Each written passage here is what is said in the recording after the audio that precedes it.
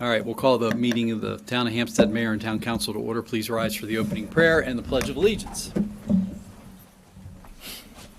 Dear Lord, we submit ourselves to you as your servants and the servants of the people of Hampstead who've placed their trust in us. Please allow every word that is spoken and every action taken to be in the best interest of Hampstead, and for everyone gathered here tonight to be a stabilizing influence in these unsettled times. And may I add to please watch over and take care of the people of Western North Carolina for the storm that's already occurred, and to watch out for those along the west coast of Florida for the coming storm, and watch over them and take care of them. The Lord bless this town and our meeting. Amen. Amen. I pledge allegiance to the flag of the United States of America and to the republic for which it stands, one nation, under God, indivisible, with liberty and justice for all. Jim, roll when you're ready. Mayor Nevin. Here. Councilmember Barrett. Here. Councilmember Painter. Here. Councilmember Thomas. Here. Councilmember Oglesby. Here. And Councilmember Zolman. Here. Okay. Minute approvals from September 10th. So moved. Second. All right. Any discussion? All those in favor? Aye. Anyone opposed? Town Manager's report. Okay, the water system centralization and modernization project. The pipeline construction projects continue to go through the review process with Carroll County and MDE. Town staff met yesterday with one of the two possible inspection contractors we'll use for the pipeline project, and we hope to be able to bring our recommendation for the pipeline construction inspection services to the council in November for your approval. This Thursday, we'll be holding the Industry Day to introduce the project contractors and those in the construction field. We'll have a presentation outlining the project and the various different sites and the work to be completed at each site. Contractors will have the ability to ask questions and learn more about our project and take handouts pertaining to the project. Bids for the GAC and Ion Exchange equipment procurement are due on October the 15th. Our engineering teams will be meeting with us on November 6th to go over the 95% complete construction plans for the new water treatment plants, and also the concept site plan for the water treatment plants. We'll have a public hearing here on October 23rd. Is that enough time for them to digest the bid and get it out, given how complicated it is? Yes. I mean, we're not looking for it to go out. So the bid won't go out until probably January, the request for bids, simply because we've got to wait for some other steps to be done before it's ready to go out. So, Antietam Broadband, they're wrapping up work in the Roberts Field development. The last phase after they finish Roberts Field is Main Street and side streets off of it. The majority of the Main Street work will be overhead work, and this overhead work will run the length of Route 30 from Hampstead to Manchester, where the hub is, which will provide Antietam service. Antietam is still hoping to be able to provide services to homes in the late fall. They were talking late November last we talked. The town's fall paving project, which the council awarded to C.J. Miller last month, should begin next week. The roads to be paved in this project include Willow Street, Saxon Court, Upper Beckleyville Road, and East Alley. They're starting Monday on Willow, right, Kev? Yes, sir. Yep. On a related note, State Highway has begun their repaving project on Route 30, Hanover Pike, from the South Railroad tracks by Black & Decker to the southern circle of the bypass. They're scheduled to work Monday through Friday between 8 a.m. and 4 p.m. This section of Maryland Business 30 will have a single lane closure during work hours. They'll have a flagging operation in effect, so there may be delays. Finance, the workers' compensation auditor was here on Thursday, September 26th. The audit was completed successfully without any issues or concerns. The financial auditors continue to work with Cheryl on completing the fiscal year 24 audit. The financial statements are scheduled to be completed and submitted by the county by the October 31st deadline. By the auditors to the town, they're ours.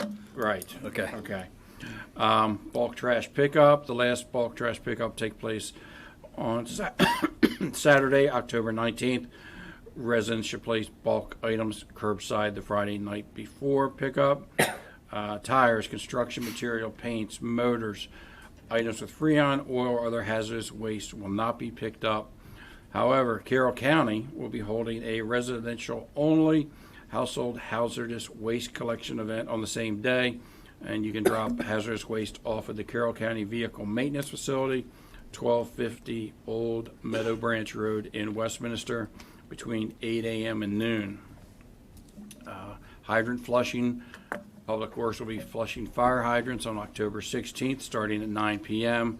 This may cause some slight discoloration during the flushing hours and during the day on Thursday, October 17th. Please run your cold water tap until the water is clear. Councilman Oglesby is going to talk more about the Fall Fest event coming up this Saturday. Pantherplex, this is exciting. I think most people up here know, but in case you don't, Carroll Community College is leasing some 15,000 square feet for a trade training center at the Pantherplex. Some of the trades will be welding, dental assistant, and auto mechanics. Actually, today I received an email that they were sending out to prospective students, informing them of the opening of this new center. It's supposed to open next spring. So they're looking for kids to line up to get ready to enroll and go take the courses. Two things I left off originally. So I'm happy to announce that as of this morning, the lead service line inventory for the town of Hampstead has been submitted 8 days early in accordance with MDE's requirements. We're pleased to report that no lead service lines were identified within the town's water infrastructure. Our team, that was Kevin, Toby, and Christina, conducted a comprehensive review of relevant records. They completed field investigations and even accessed service lines in some customers' homes in order to inventory all 2,233 service lines in our water system. So, great job. Thank you all. Congratulations. And last thing, town offices will be closed on Monday, October 14th, in observance of Columbus Day. That's it. Okay, questions for Jim? Oversights, Diane? Hampstead Farmers Market's 15th season was another great success. We'd like to thank all of our customers, vendors, sponsors, and volunteers for contributing to the success of the market every week. This was also Keith Johnson's 5th year as market manager, so I'd like to thank him for all of his time and dedication, not just during the market season, but throughout the whole year. Even in our 15th year, we had several firsts. Our first nonprofit vendor and a 16-year-old vendor, our youngest so far, joined the market in 2024. We also added a vendor who provides a related service of sharpening kitchen knives. In August, we hosted the first Youth Entrepreneurs Market along with the local small business owner. We hope that customers and fellow vendors found this additional variety to be enhancements to the market experience. The advisory team will meet on October 21st to continue planning for the annual Christmas market, which will be held in conjunction with the tree lighting at War Memorial Park. This year, the market will be held on Friday, November 22nd only. We've just found that we've had low turnout on Saturday. So we are going to extend the Friday market hours to 9 p.m. By doing so, attendees will still have an hour to shop after the outdoor festivities and performances outside have finished. I'll have some more details at next month's meeting, and you can follow the Facebook page and website as we get closer to the festivities. Good. It was a very successful year. Congratulations. Wayne? Hampstead train station is closed for the season. We have a lack of staffing for the rest of October. So it's closed. The train station is proud to and happy to sponsor the Christmas Farmers Market again this year for the Farmers Market. Tree Commission, our fall planting is going to be on November 2nd. We're going to be replacing some trees at War Memorial that couldn't survive the drought, and do some other planting up there. And then our spring planting is going to be at Westwood Park with money that we got from Chesapeake Bay Trust and the Maryland 5 Million Tree Program. And there'll be more about that as we get to March. That's it for me. All right. Deb? Due to some last-minute scheduling conflicts, the Planning and Zoning did not meet last month. Our next meeting will be held on Wednesday, October 23rd. And they'll all show up this time. Yeah. Yes, they will. was- Yeah, Dave? Okay, this past Friday, I had the honor and privilege of thanks to Dawn Crockett there that organized it for me from Hampstead Elementary School. I had the entire 5th grade students come over to the Richards Family Cemetery during school hours for a tour of the cemetery. We talked about the history of the town, and we talked about the different native plants, and we talked about the fern garden and the herb garden, the rose garden. I was so happy to hear so many of the students were so familiar with plants and planting things and doing things at that age. It was very impressive to hear that. Also, I want to thank, again, the elementary school. The students were absolutely well behaved, asking good questions. It was just a great time to have them out there, so I really appreciate it doing that for me. And then this Saturday is going to be the Fall Fest from the Main Street Partnership. It's going to start at 10 a.m. to 3 p.m. It'll be at the War Memorial Park. We're going to have several bands throughout the entire day playing on the amphitheater. We're going to have our first ever beer garden here in Hampstead with Pipe the Side Brewery. We're also going to have a large kids section, which will have crafts, scarecrow making, multiple games and things they can do. They're going to have like a little passport as they do all these games and these events. They'll get a sticker, and then they'll have a special raffle at the end for them to win some stuff from baskets local businesses donated for us. Also, we're going to be having a raffle as well for the Main Street Partnership. We have $300 in gift cards, local businesses that donated once again, thank you. And we have 2 gift baskets that were made up by some businesses as well. The tickets will be $5 each for the raffle. So I hope everybody could come out, and I look forward to seeing you there. And it's going to be at, like I say, the War Memorial, but it's also going to encompass Matthews Tire and the church. So please come out. And we're bestowed with good weather, it looks like. Yes, please. Ben, last but not least. All right, September's average water usage was 363 gallons per day. October so far is 358,000 gallons per day. The rainfall for September was 3.73 inches, and so far for October is 0.62 inches. So It's all right, we got plenty. We're good. We're good for a couple weeks. We'll take sunshine now. Dave, you're up.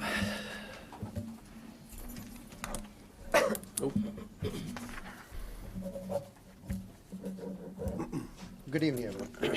During the month of September, with reference to traffic safety, we investigated 10 accidents. 9 were minor, 1 was reportable, and 4 took place in the 482 circle. Speed signs were set at all 3 of our schools for a total of 72 days of display. Traffic enforcement included 24 selective enforcements over a 9-hour period. During that activity, 5 citations were issued and 16 warnings. Overall traffic enforcement included 202 citations and 306 warnings. We conducted 618 property checks. With reference to reported crime, 1 assault, 2 incidents of MDOP, vandalism, 1 violation of order, 3 DUIs, 2 sextortion incidents, 2 frauds, 1 CDS incident, and 1 firearm violation. Arrests included 3 DUIs, 3 individuals for MDOP, 1 warrant service, 1 CDS incident, and that also involved the firearm violation as well. With reference to the 3 MDOP arrests, just since they happen to be here, Jesse Burris and Casey Mann did a lot of work on that. That's with reference to the gentlemen that were dumping tires at the rear of the Robertsfield Shopping Center. Some nice police work there. 1 individual is in custody in Pennsylvania, 2 other here in Maryland, and I just wanted to point that out and actually make them blush a little bit in the background as well. Well done. Traffic arrests included 4 suspended drivers and 2 uninsured drivers. We conducted 52 hours of training. Some of the topics included the initial TASER course, our physical agility assessment, current case law updates, responding to people with mental illness, and Ms. Geiger attended a grant writing course. With reference to community events, we attended the Brandywine Condo HOA, Robertsfield HOA. We participated in the Hampstead Elementary lockdown drill, as well as Hampstead's safety committee. We also participated in Amtrak's Operation Railsafe, and we also assisted Manchester with the Manchester Valley Stampede. Going off the script here a little bit, I just want to, even though this is appropriate for next month's report, we had a successful coffee with a cop at Rocco's on the 2nd. We appreciate Steve and Leah with their hospitality and making that available to us. And the last thing is a personnel matter with reference to Officer Bogman. Most people are aware that he is an officer in the National Guard. He's been activated. I don't think it's appropriate for me to say where exactly he's going, but he is going to a place that is somewhat unfriendly. So I think it would be appropriate for people to keep him in your thoughts and prayers while he's away, and we look forward to his return in roughly 18 months. And that would be my report. Questions for the chief? Thanks. All right, thank You'll you. be back up in a minute. My report is relatively brief. Part of the MML board that Dave and I serve on, we had a meeting in September. It was sort of like a quasi-board retreat. But the major topic was basically the approval of the Maryland Municipal League's legislative initiatives, and I'm on the legislative committee this year and the chair. But it's basically one of the ones we had last year was speed cameras, where we have the ability for non-uniform but trained people to issue, to validate those tickets. In some small towns, they have them, and they have to farm it out to a bigger town in order for an officer to sign off on it. So not efficient and pretty costly. We don't have any speed cameras, not a problem here. I don't think a problem anywhere in Carroll County yet. And then admissions and amusement tax, giving authority to towns to charge that if we so choose. Trying to get all of our income away from primarily property taxes. Broaden the base a little bit, but so that's only authorizing use. We'll see how that goes as well. But apparently the staff has done a great job, I guess, talking about these initially and getting ahead of the story. So we'll see what kind of success we have this year. I was at a commercial real estate board meeting this morning, and they were talking about all the different bills and things coming our way. But I've mentioned several times from this seat about the Maryland Climate Solutions Act that was passed. Well, now the rubber's hitting the road, and regulations are coming, and the other acts have to be passed, other laws have to be passed to institute all this. So we're in 24, but by the time we get to 28, 29, 30, and 31, they're going to become very real for everybody who pays BG&E or pumps gas or owns a car.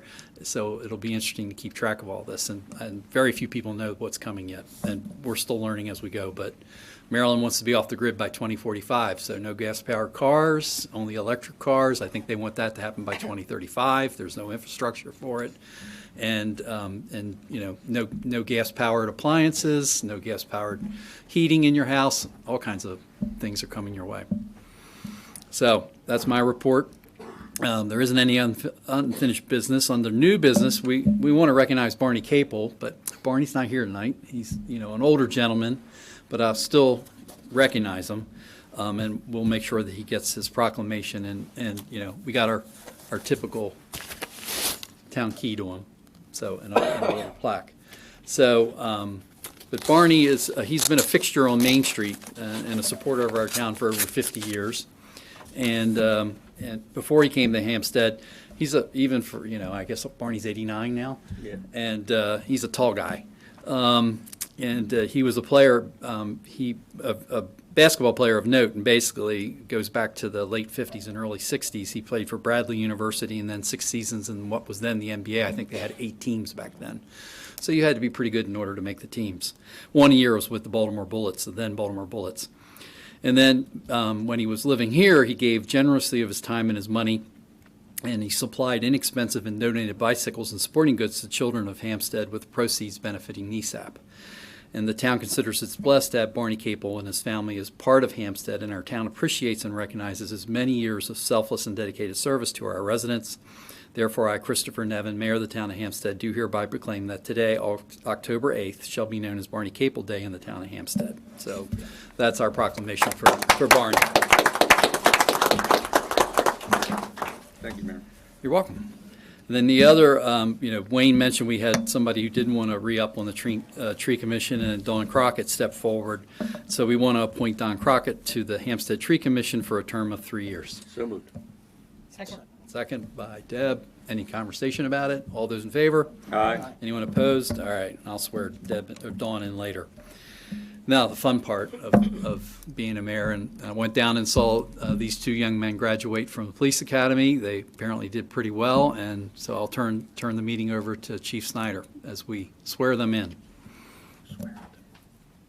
Well, I appreciate the mayor and council giving us a few minutes.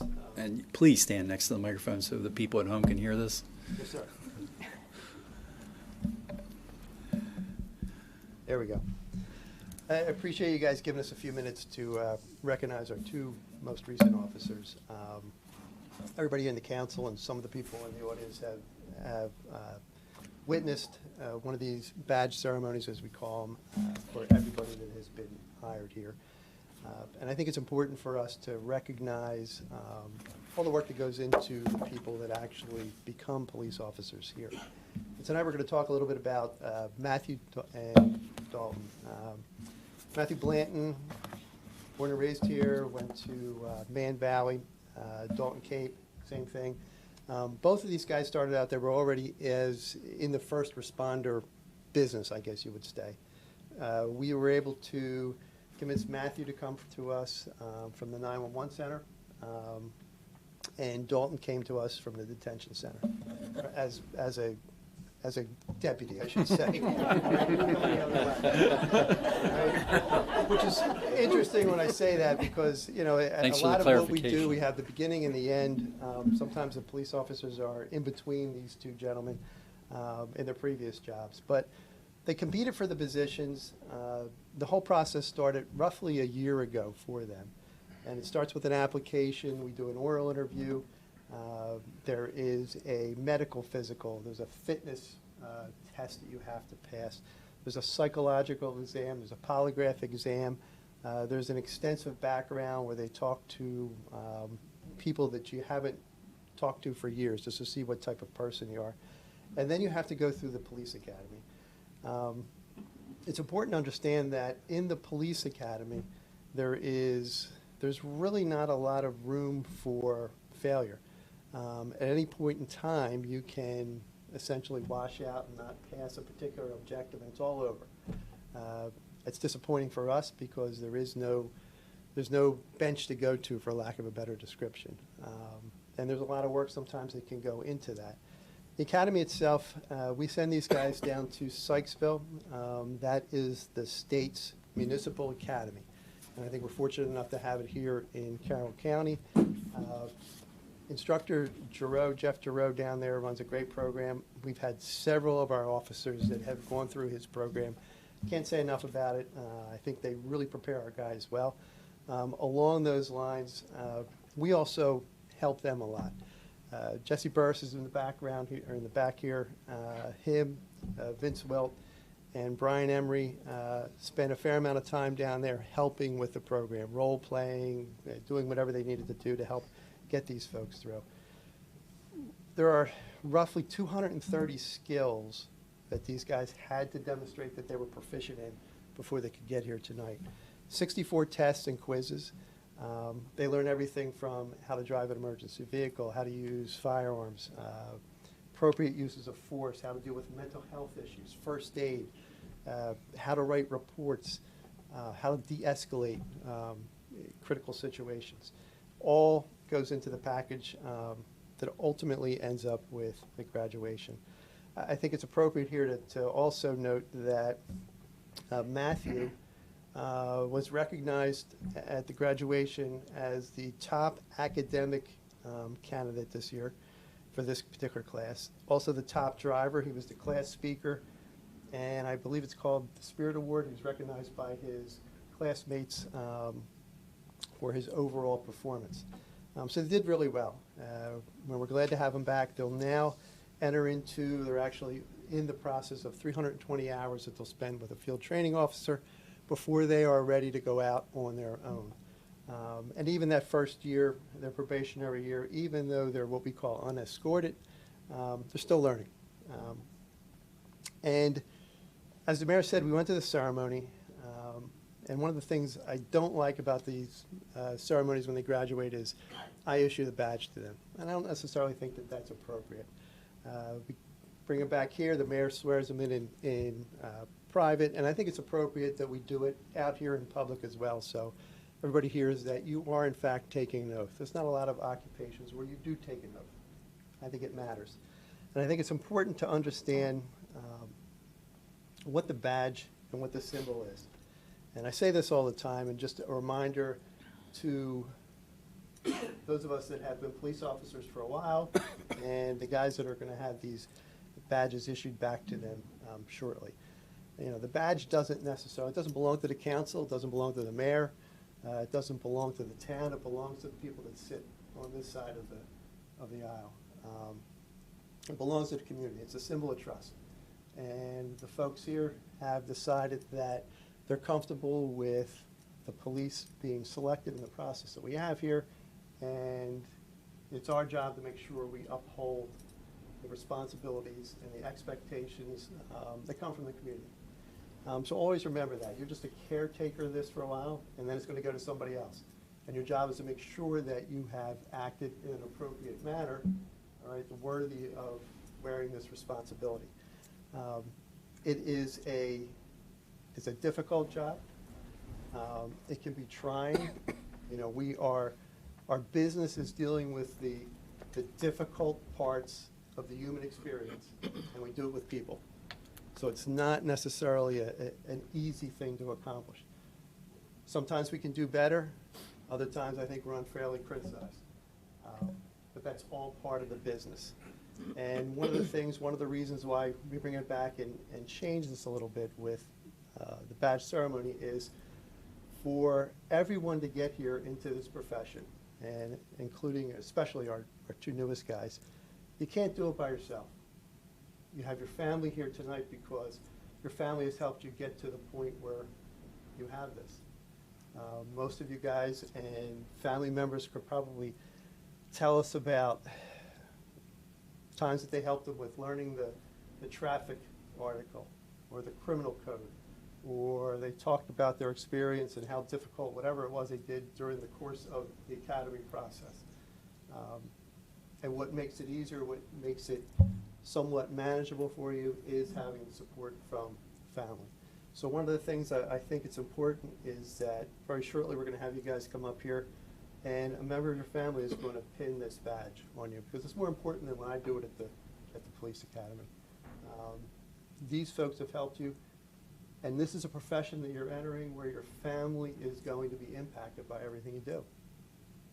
You're going to work weekends, you're going to work holidays, you're going to work nights. If you have something special to do at the end of your shift, I can guarantee you in that last hour, something will happen, you can't leave, and you're going to be late, you're going to miss something. And the families have to understand that. And without that support, the rest of it doesn't work. So I'm going to ask you guys to come up, Matthew and Dalton. I'm going to ask the mayor to come down and do his thing. I'm going to swear you again in public. And then I'm going to ask you to have a family member come up so we can present your badges to you. You're going to stand over here. You're going to face the mayor.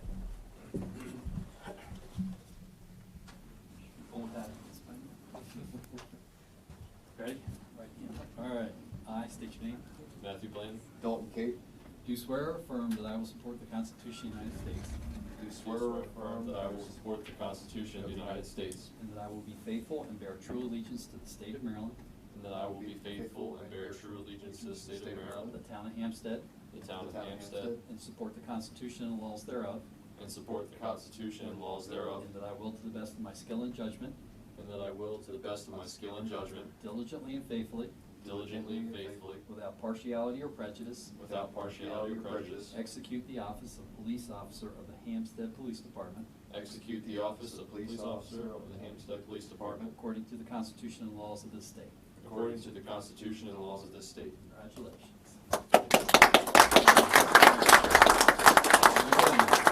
Those are yours.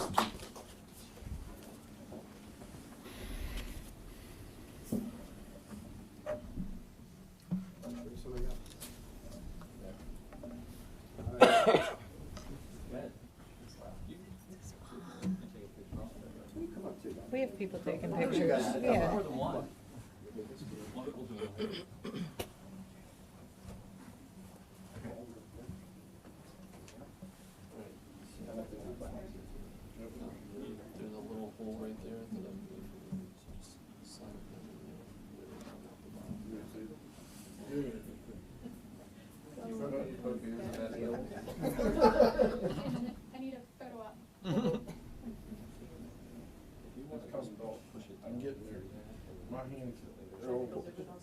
Drawing blood. Yeah. Just don't nick the artery. We're good. That's all right. I can fix it. Don't worry about it. All right, don't go anywhere. You gotta take a group picture. Oh, yeah. Dave, you gotta get in this. Move this way. There's a lot of people in these pictures. Okay, in the middle. Keep coming around. Square it up. I don't bite.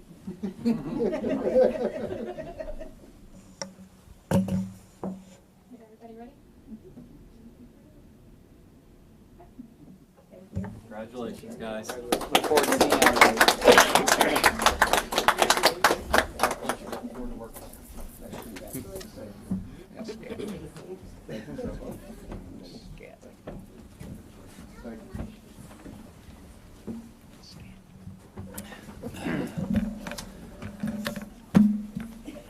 We've sworn in a number of police officers over the years, and, you know, he talks about, usually our police department is dealing with people in their worst day.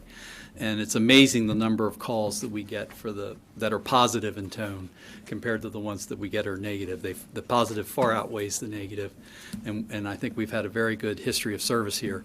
And as to what Chief was saying before about, you know, it's a family affair, I'm the son of a Baltimore City cop. And so, you know, I remember all those days quite, you know, is Dad going to be home tonight? Nope, he's got something going on. Or he was a detective and there was the case going on the weekend. Didn't see him on Saturday and Sunday.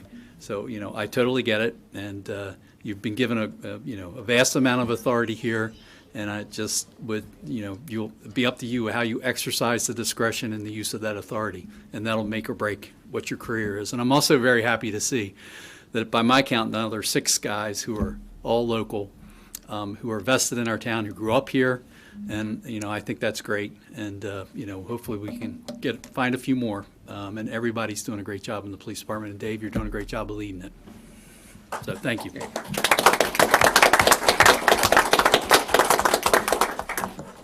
All right. So little mundane business here with ordinances and resolutions. Introduction of Ordinance 554, which is an ordinance concerning a general obligation bond for the water system centralization and modernization project. So you've heard Jim for a couple of months here talk about what's going on with our water system as it relates to getting rid of PFAS in the water system. And you know, all the improvements that we're making there, that does not come without a cost. We've used all our ARPA money. We have money lined up to cover the construction, but the engineering piece of it, we are covering ourselves. So what we're doing with the introduction of Ordinance 554 is basically pledging the taxing authority of the town for a $3 million bond that we will get from farmers and merchants, and the terms are still being worked out, but you know, they've always been very flexible in working with us. So I would ask for a motion to introduce Ordinance 554. Motion to introduce into Ordinance 554. Second. Second by Wayne. Any discussion? All those in favor? Aye. Anyone opposed? And then next is the introduction and adoption of Resolution 2024-04, which is a resolution concerning the declaration of the official intent for the general obligation bond. We have bond counsel helping us with all this, and you have to have the intent in order to actually issue the bond at the end of the day. And we use Lindsay Rader, who's done a number of our bonds, and so this is another one of the things we have to do. One of the hurdles we have to jump over as we issue it. So introduction and adoption of Resolution 2024-04. So moved. Second. Any discussion? All those in favor? Aye. Anyone opposed? All right, so they're on their way. And that, you heard Jim talking about, we're, you know, putting out contracts and construction will start, so it's going to be a quick 2025 project because we have to use those funds that the state has given us, and we've done a pretty good job of making sure we're secured. I think total cost still estimated around 28, total covered around 20, and we're still looking, and we have a couple of things coming in as far as legal suits that are going to resolve, but you know, the town will have some piece of this, 3 million plus a couple million more probably, but still be determined how much more, but the bulk of it is covered by these state loans and grants that are coming in. Public comments. A few people here tonight. I know you're here for your sons and your nephews and, you know, sick others, so it's all good. Doug, good to see you. All right, going once, twice. Wayne, you had something you want to add? Yeah, I just want to take this opportunity to say it's been an honor and pleasure to serve the people of Hampstead for the last 32 years. I want to thank everyone that's given me their support over the years and put their faith in me. And I want to say that I will continue to make Hampstead a great place to live and a good place to do business into the future. Okay. Thank you, Yeah, you beat me by 2 years. so far. All right. Motion to adjourn? So moved. All right. All in favor? Aye. Anyone opposed? And thank you all for being here this evening. Appreciate it.